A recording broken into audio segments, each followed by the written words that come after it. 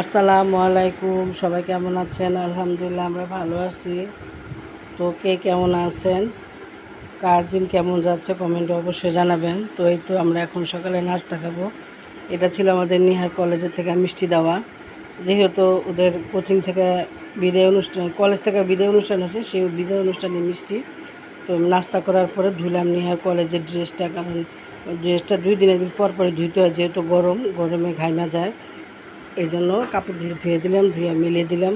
তো মিলে দিচ্ছি, শুকায় গেছে, আমিও গোসল করে ফেলাইছি। তো এখন যাবো রান্না করতে।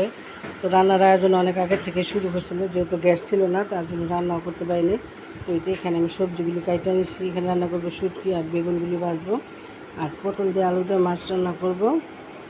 তো এখন এখানে সবগুলো সবজিগুলি আনার পরে ফ্রিজে রাখলে খাইমা ভিজা যায়। তো ওই জন্য মাঝে সাঝে ওই বাইরে একটু রাখলে, ফ্যানের নিচে রাখলে পানিটা শুকায় গেলে দেখা যায় সবজিটা ভালো থাকে, যার কারণে একটু বাইরে ফ্যানের নিচে রাখলে ভালো। তো আমি এখন পটল দিয়া পাঙ্গাস মাছ রান্না করব। এই তো তরকারিটা কষানো হয়ে গেছে। চুলায় তেমন গ্যাস নেই, মোটামুটি গ্যাস আছে। তো গ্যাসে আসে আর যায়, যার কারণে রান্না বান্নাটা একটু তাড়াহুড়ো করতেছে। আর এই তো পাঙ্গাস মাছ একটু জিরা টেলে নিছি, সেই জিরাটা গুঁড়ো করে দিয়ে দিছি।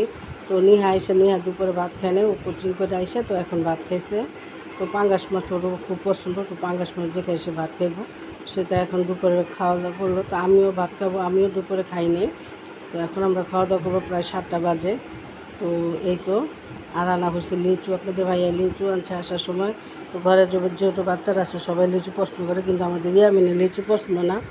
কথায় আছে না যে মানুষের সবাই সব জিনিস পছন্দ করে না, তো ইয়ামিনী হলো তো এরকম, এত সুন্দর একটা ফল কিন্তু ইয়ামিনীর পছন্দ না। তো ও ছিলা শুধু ফালা দেয়, ও মুখেও দেয় না লিচু।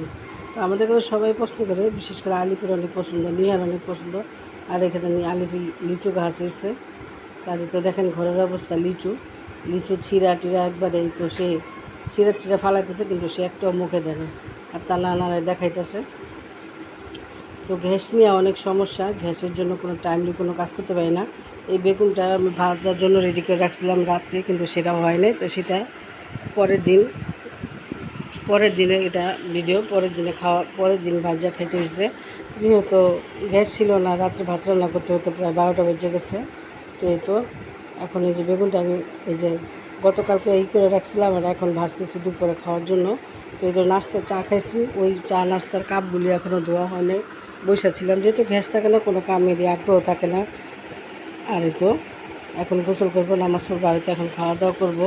এই তো আমার বেগুনটা এত সুন্দর করে ভাজি করছি, দেখতে খুব সুন্দর লাগতেছে।